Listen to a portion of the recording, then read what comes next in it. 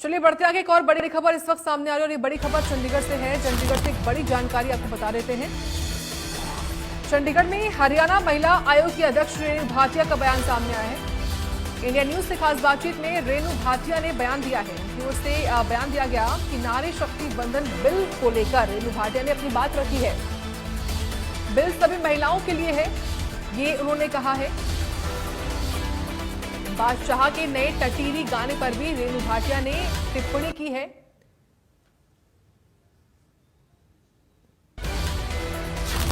तो चंडीगढ़ से बड़ी खबर, रेणु भाटिया से इंडिया न्यूज से खास बातचीत की।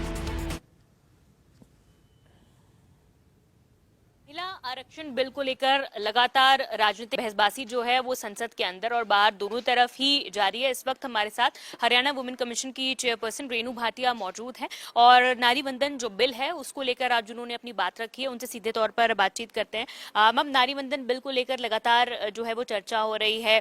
भारतीय जनता पार्टी के जो लोग हैं, सत्ता पक्ष के लोग हैं, वो इसे अच्छा बता रहे हैं, लेकिन विपक्ष लगातार इसमें बहुत सारे बदलाव करने की मांग कर रहा है। देखिए साक्षी, मुझे बड़ा ताज्जुब है कि विपक्ष इस तरह की बातें क्यों बोल रहा है। खुद इतने समय तक राज्य में रहे और अपनी सत्ता में रहे, उन्होंने कुछ नहीं किया।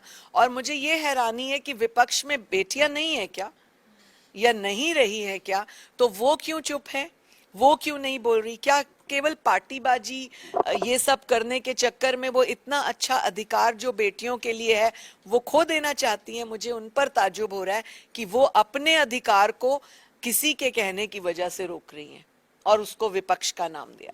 वो ये कह रहे हैं कि इस बिल को लेकर आने की जो टाइमिंग है वो बहुत ज्यादा गलत है। आरोप लगा रहे हैं कि सत्ता पक्ष जो है वो, क्योंकि 4 राज्यों में चुनाव है, वोटिंग हो रही है, उसके पहले से आया हुआ है, वो कह रहे हैं कि सिर्फ वोट बटोरने के लिए ऐसे टाइम पर इस बिल को इंट्रोड्यूस किया। चुनाव तो आना जाना है, हर 5 वर्षों में चुनाव आता है और कोई ऐसा साल नहीं होता जहां 2-3 राज्यों में चुनाव ना हो।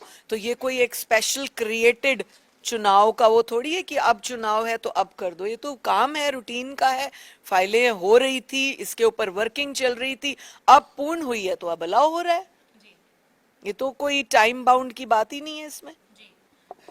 वहीं अगर बात करें, अगर वुमेन कमीशन के पास फिलहाल बहुत सारे केसेस हैं, अगर उनकी बात करें तो एक टटीरी सॉन्ग जिसको लेकर रैपर बादशाह को समन किया गया था और काफी आपत्तिजनक शब्द उसमें थे। अब एक बार फिर से वो सॉन्ग आ रहा है, बहुत जल्द उसमें कुछ शब्द हटाकर वो लॉन्च कर रहे हैं, जैसा कि उन्होंने सोशल मीडिया पर बताया। क्या आपको इस बात की जानकारी है और कैसे? मुझे जानकारी है, मुझे पता लगा कि वो एक नया आ रहा है और मैंने कहीं सोशल मीडिया पे देखा भी कि इतनी तारीख को नया निकलेगा कुछ। तो जब मुझ तक आएगा मैं उसे देखूंगी और फिर सोचेंगे क्या है।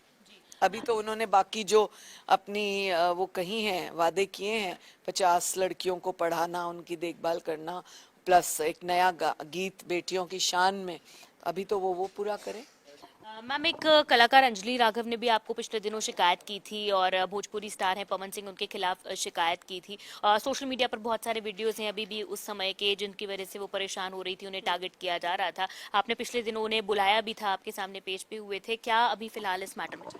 उसमें हमने अंजलि राघव जब हमारे समक्ष पेश हुई और पवन राघव के कुछ लोग, पवन सिंह के कुछ लोग भी आए थे, परंतु अंजलि राघव ने हमें लिखित में, बयान में, सब जगह पूरे मीडिया के सामने हमें बोला कि वो उनको माफ करती हैं, लेकिन उनके जो टीम के सोशल मीडिया के 3 लोग हैं जो अंजलि ने नाम दिए थे, उनको वो उनके खिलाफ कार्रवाई सख्त चाहती हैं, क्योंकि वो अपने प्लेटफॉर्म से इस तरह से मेरे को अपमानित कर रहे हैं और मेरे लिए गलत बोल रहे हैं। तो हमने उनके ही माफ करने पर पवन सिंह को केस से हटाया, परंतु उन 3 लोगों को हम समन करेंगे और डेट देंगे।